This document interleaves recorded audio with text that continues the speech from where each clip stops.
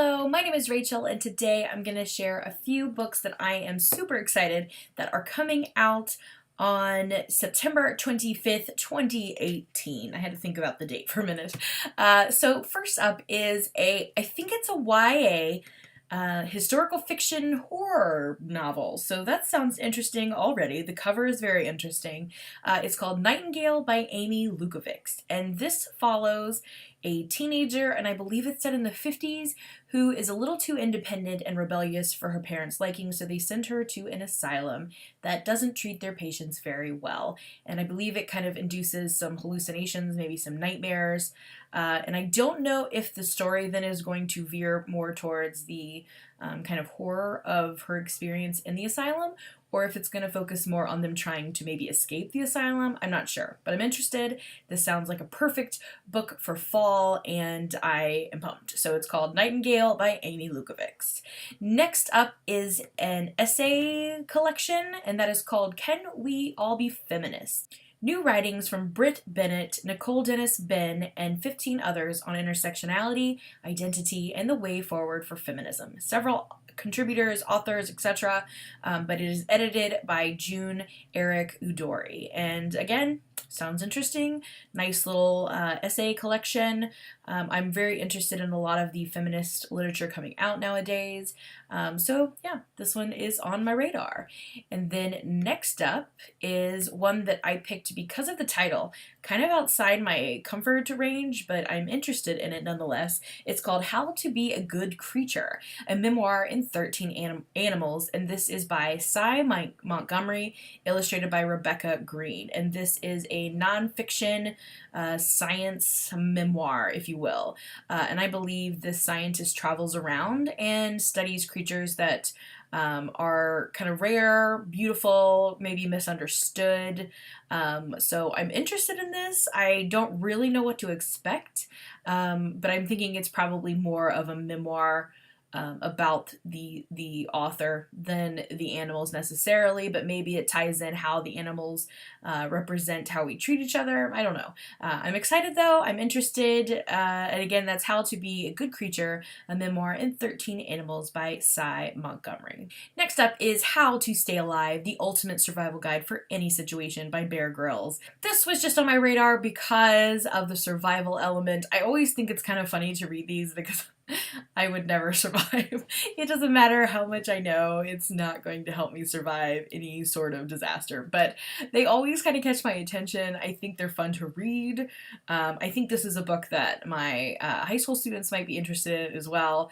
But, you know, take it as you will. It's called How to Stay Alive, the Ultimate Survival Guide for Any Situation by Bear Grylls. And by the way, I don't think I mentioned, I believe this is a paperback release. I believe the hardback actually came out last year. Next up is one that I know is highly anticipated here on the booktubes, and that is Vengeful by V.E. Schwab. This is the sequel to Vicious, I believe, and it's now in a series called The Villains. I'm interested in this very much. I like V.E. Schwab. I, for some reason, have not read Vicious yet, so I'm excited to maybe read both of them right away. I don't know if this is going to be part of a larger series. Like, are we going to get a third book eventually? I don't know, but I'm interested. I definitely want to read this and see about this mysterious Victor character that I've been hearing so much about. And I really enjoy V. Schwab's writing, so this is definitely on my list. And again, that is Vengeful, book 2 in the Villain series, the first book being Vicious by V. Schwab. Next up is The Dark Descent of Elizabeth Frankenstein. This is by Kirsten White. She also wrote Anti-Darken, so if you're into that series, definitely keep this in mind.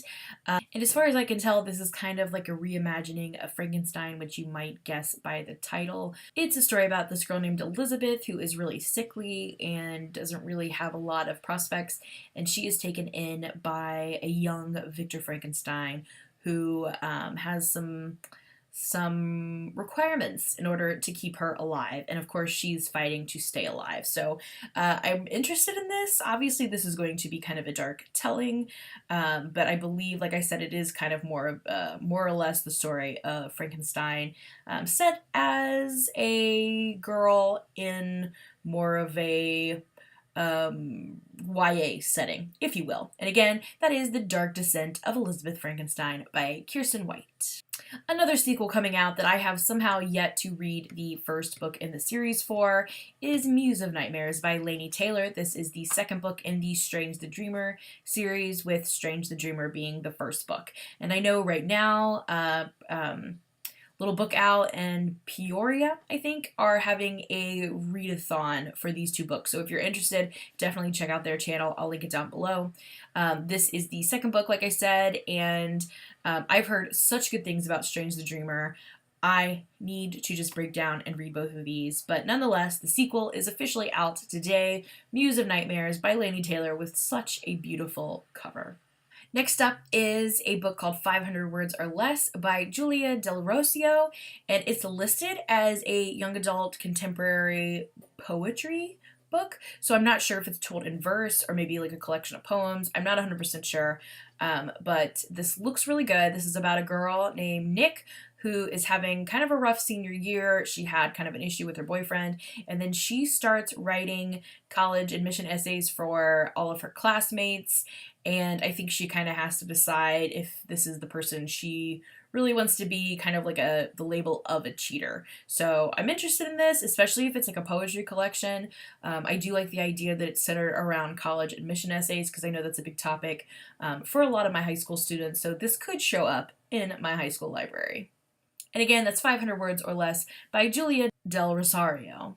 Next up is a book called How Far We Go and How Fast by Nora Dector. This is about a teenager named Jolene after the Dolly Parton song.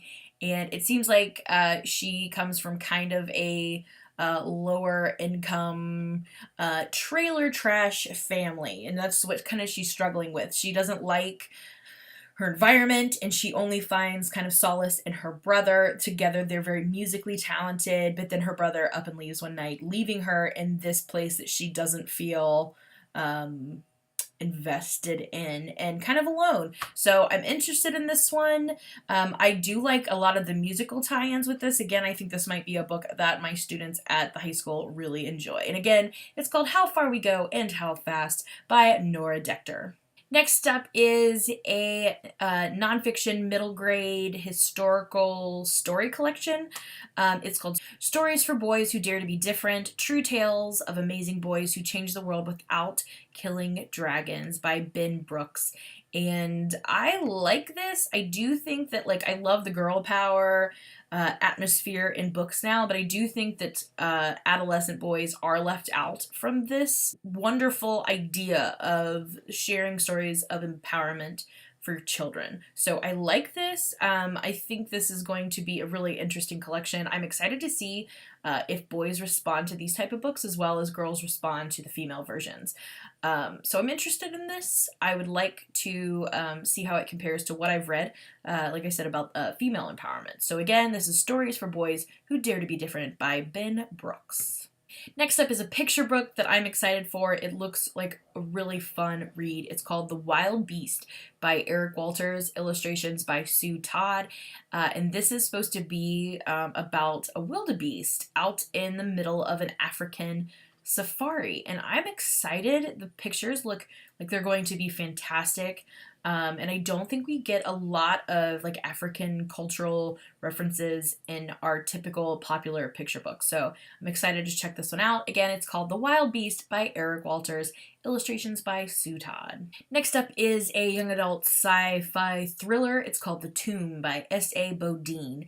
And the tagline at the beginning is really kind of enticing, and it says, "Nothing is as it seems." These are the first words Kiva's best friend Seth says after 3 years of silence. And as far as I can tell, this follows some teens who believe they're growing up in ancient Alexandria, but it turns out that they've actually been in a virtual reality setting, and their real selves are in these like slumber chambers. So I'm interested to see how this turns out. I feel like this could either go like way too predictable, or it could be a lot of fun, really kind of an interesting take on the idea of virtual reality. So I'm excited to check this out. Again, I think my high school students would love this. And this is, once again, The Tomb by S.A. Bodine. Next up is also a sequel in a series that I still have not managed to read the first book of. That seems to be the theme of today, and that is The Vanderbeekers and the Hidden Garden. This is the second book in the Vanderbeeker series. The first one, I think, was called The Vanderbeekers of some number street, like 140th Street, and this is by Karina Van Glazer.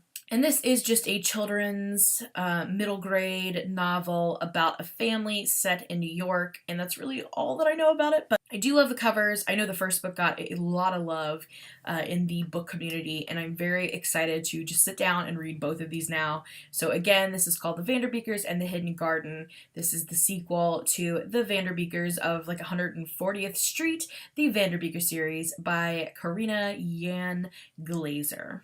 Next up is another middle grade, late elementary book. It's called The Extraordinary Colors of Auden Dare by Zillah Bethel. And I love the name Auden Dare. That just seems like such a cool name for a kid. And I believe this is like a sci-fi mystery, if you will. And this boy ends up moving to a new community with his mother and into his aunt's or his uncle's old house, and his uncle used to be a scientist and professor, and the whole house is in disarray. He thinks because somebody's looking for something that his uncle came up with or discovered, and in the meantime, he doesn't fit in at school except for with one girl that I think he's probably going to team up with, and it just seems like a lot of fun. I really love, again, that name, so I'm definitely going to check this one out. This could be kind of neat. And one thing that I failed to mention, the reason they call it The Extraordinary Colors is because the main character, I believe, is colorblind. So I like that they have put that in the book, because I have never read a book about somebody who is colorblind before. And I personally don't know anybody that's colorblind, but that could be something that, you know, one of my students has. I don't think that would probably come up in regular conversation. So it might be nice for them to read about a student who is colorblind. And again, this is The Extraordinary Colors of Auden Dare by Zillah Bethel. And there you have it, my most exciting picks for new releases on September 25th, 2018. Let me know down below if one of these tickles your fancy, or if there's a book that I didn't mention that's coming out that you're excited about. I'd love to know. Thank you so much for watching, and I will see you again soon with another video. Bye for now.